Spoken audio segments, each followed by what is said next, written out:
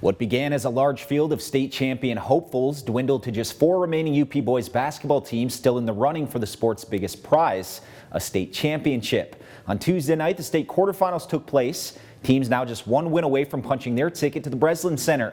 In Division II, the Kingsford Flivers took the court against Freeland, looking to keep their magical season moving. Let's head to Gaylord High School, the site of the Flivers versus the Freeland Falcons. The Fliver faithful out in full force to support their hometown squad.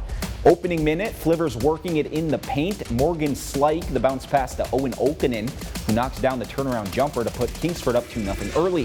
The Falcons will answer off the inbound. It's Tucker Hillman in the corner for the quick 3. It's now 3-2 Freeland. Flivers come the other way. Gavin Trevelyan oops it up to Okenen for the lay-in. That'll make it 4-3 Flivers. Later, we're tied at 8 apiece. Slike gonna sky in for the two-handed slam to put the Kingsford Flivers back on top. Then it's Gavin Grondin open from deep from the wing for 3. Kingsford led 16-10 after 1 quarter. Second quarter, Jet Buckley will hit Grondin on the move. He's going to elevate for the lay-in to put the Flivers up 22-14. A bit later, the lead is back to just 6. It's Jack Kriegel with a nice pass to Grondin down low. Picks up the bucket and the foul. Flivers led 30-21 at the halfway point. Third quarter, Freeland getting in a rhythm. Hillman going to make a nice cut down the lane for the 2, and that'll cut the deficit to 7. Then Wilson Huckbee going to fit the pass in a tight window to Connor Leseski, who gets the reverse to go, as the Flivs lead now down to just 5. The Flivers will answer as Trevelyan perfectly times the alley-oop to Grondin to put Kingsford up 32-25. The Falcons were keeping it close, though, as they're going to work it down low to their big man Tristan Comer for the bucket through contact. Kingsford was up 6 after 3 quarters. Fourth quarter, Grondin going to drive and kiss it off the glass to put the Flivers back up 10. Freeland refusing to go away as Leseski going to knock down a triple to pull the Falcons within 7. Then a bit later, the lead down to just 4. Huckbee going to hit a big 3 from the corner. One of a couple big shots from him down the stretch to pull within 1 for the Falcons. Kingsford needing a bucket, and it's going to come from sophomore Jet Buckley, who elevates for the left-handed lay-in to put the Flivers up 3. Then it's Buckley coming through in the final minute on the reverse as the Flivers pull it out and will head to the Breslin Center for the state semifinals as they beat Freeland 48-46. So important to have been here. You know, we were in a close one last year with Flint Powers Catholic, and lost, I think it was like 81-77. We were right in there till the end. And I think if we don't have that experience last year, I don't think that this happens this year. It's having that group of seniors, that's been through every kind of battle. I mean, yeah, they make plays, and I just try to put them in the right spots, the right positions, and then I try to get out of the way and not mess it up.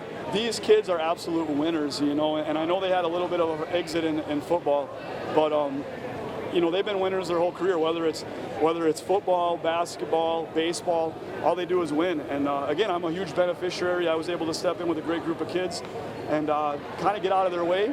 And here we are. We made the run to the Breslin.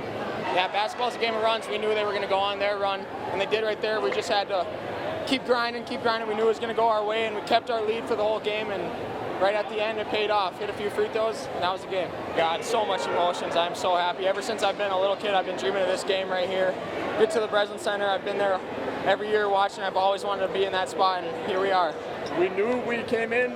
We knew we were up 9 going into the second half. We knew they were going to come out, punch us in the teeth. We just had to take the punch and give it back to them. Well, we've been playing together since 2nd or 3rd grade, and Grondin's dad has been there the whole time, and he's coached us, and we're just playing basketball how he taught us, and the chemistry's been there all year, and it's just grown and gotten better, and we know where everyone is, and we're just out there balling and having fun. Kingsford will take on Romulus Summit Academy in the state semifinals on Friday at 5:30 Eastern.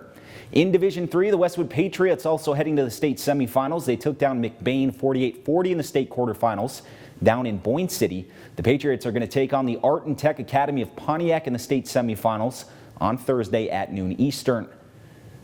We're going to take things over to Gladstone as the Forest Park Trojans took on the Pickford Panthers in the D4 state quarterfinals. Getting things started in the first quarter, here's Dax Hookey making a contested 3-pointer. That'll put Forest Park up 7-2 early. The Panthers would answer, though, as Mac Collins would get a 3 of his own to fall. That would put Pickford within 6.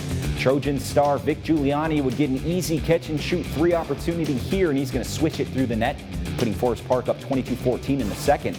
Pickford would go on a run to end the first half as Owen McConkey would rattle home yet another 3, pulling the Panthers within 5. Giuliani would put his stamp down in Gladstone as he breaks away from the defense and throws down a fast break slam as Forest Park pulled away to a 7-point lead. Pickford would not rest, though, as Tommy Story will get a wide open look at a 3. He's going to sink it to pull Pickford within 2 points.